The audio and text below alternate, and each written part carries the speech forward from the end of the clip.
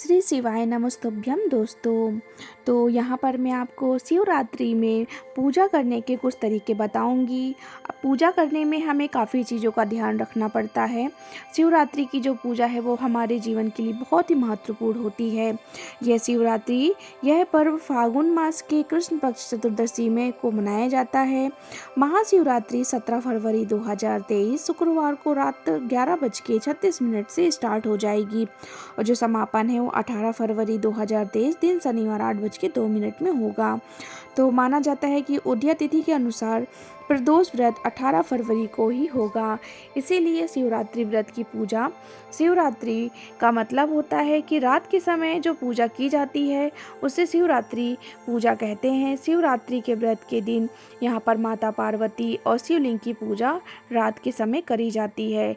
माना जाता है कि चारों पहर में शिवरात्रि के व्रत के दिन पूजा करी जाती है, लेकिन अगर आप प्रदोष काल के समय यानी शाम के समय शिवरात्रि के दिन शिव जी की पूजा करते हैं तो जो शिवलिंग होते हैं उसमें स्वयं शंकर भगवान विराजमान होते हैं। इसीलिए प्रदोष काल के समय शाम के समय शिव जी की पूजा करना बहुत ही शुभ माना जाता है।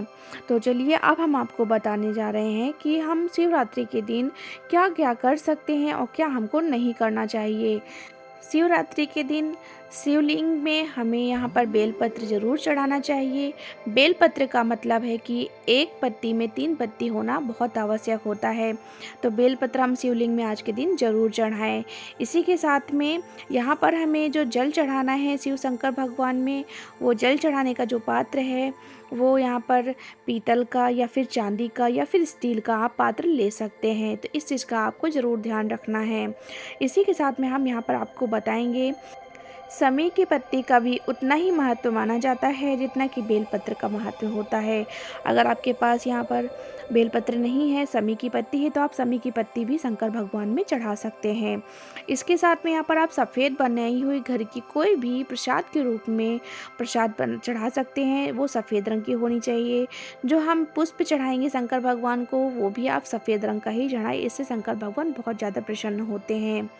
इसी के साथ में यहाँ पर हम आपको बताएंगे शिवरात्रि के दिन आप भूल कर भी ये गलतियाँ बिल्कुल भी ना करें जो मैं आपको बताने जा रही हूँ। तो शिवरात्रि के दिन आप काले रंग के वस्त्र बिल्कुल भी धारण नहीं करें। काले रंग के वस्त्र धारण करने से जो हमारा भाग्य होता है वो अच्छा नहीं होता, वो खराब हो जाता है। इसलिए काले रंग के वस्त्र बिल्कुल भी धारण नहीं करने चाहिए शिवरात्रि के दिन।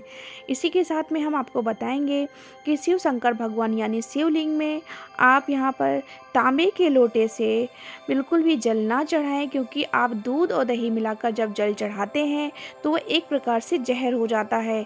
इसीलिए तांबे के पात्र में आप दूध और दही मिलाकर जल बिल्कुल भी ना चढ़ाएं और ये गलती आप बिल्कुल भी ना करें। इसके साथ में आप जो है तुलसी जी को यानी तुलसी की जो पत्ती होती है आप उसे शिवलिंग में और फिर गणेश भगवान में ना चढ़ाएं, क्योंकि जो तुलसी है वो आप शंकर भगवान में नहीं चढ़ा सकती, क्योंकि तुलसी जी शंकर भगवान में नहीं चढ़ती है।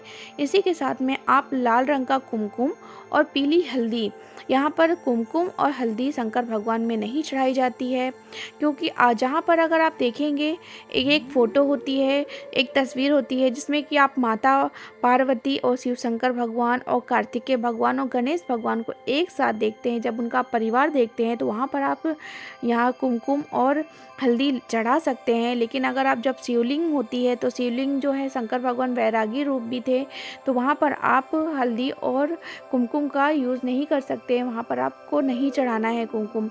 और आप ये चीज़ का ज़रूर ध्यान रखें, जो आप चावल चढ़ाते हैं अक्षत यानी कि चावल लंबे वाले चावल, तो आप वो टूटे बिल्कुल भी ना चढ़ाएं। अगर आपने टूटे यानी अखंड चावल चढ़ाते तो उससे अपना भाग भी अखंड होता है। इसीलिए आप अक्षत जो चढ़ाएं वो पूरा सेंगा होना चाहिए। ये चीज़ का हमें ध्यान बहुत रखना है। तो आप शिवरात्रि के दिन ये सब चीज़ों का ध्यान रखें और पूजा करें।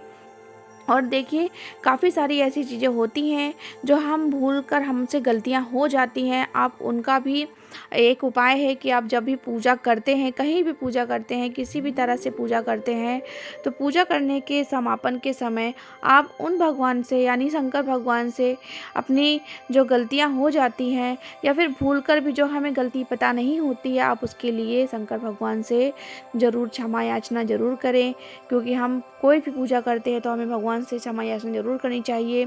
क्योंकि कुछ चीज़ें हमसे अनजाने में भी हो जाती हैं, तो इसीलिए इन चीज़ों का आपको बहुत विशेष ध्यान रखना है। तो इस वर्ष की जो शिवरात्रि है वो बहुत ही शुभ दिन में आई है, बहुत ही शुभ है वो शिवरात्रि। इसीलिए हमें ध्यान रखना है कि हमें शिवरात्रि के दिन क्या करना है और क्या नहीं करना है। तो आप इस चीज़ का ज़रूर ध्यान रखें और वीडियो पसंद आए तो प्लीज़ लाइक, सब्सक्राइब, शेयर ज़रूर करें।